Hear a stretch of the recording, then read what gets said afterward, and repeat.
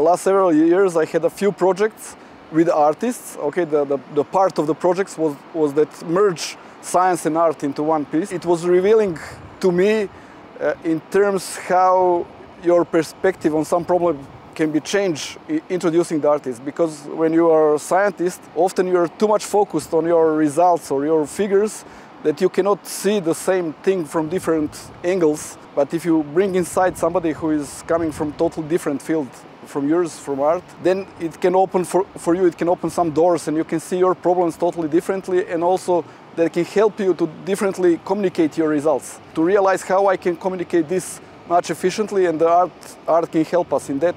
But you should merge the both brains, the science brain and art brain, let's say, into the one. And it's also always the great joy to do such a job, because, you know, sometimes we are a little bit tired of this science communication, meeting your colleagues which are working on a similar problems, using same words, and in this moment you have coming something totally new. And in that sense, also, as I said, it's a joyful to have this kind of collaboration, at least for me.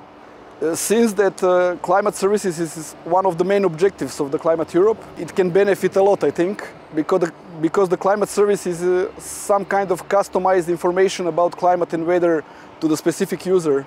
And sometimes you have this language barrier between user and provider, and you can have many other barriers. But when you introduce this kind of creative people who know to communicate on different level from this scientific level, I think that they can help to bridge that gap in terms of communication. So it can make that communication goes much easier from this scientific pool of knowledge to general public, let's say, or to some specific user that expect that communication that coming from scientists look in a specific format and not in a format that we expect the other side is expecting, let's say. In that sense, I think that this collaboration can really find and open some new ways how we're going to communicate these numbers, all numbers and tables, etc. Because also one of the key elements of this communication is to start or to open communication, okay, to make aware somebody that you have information and that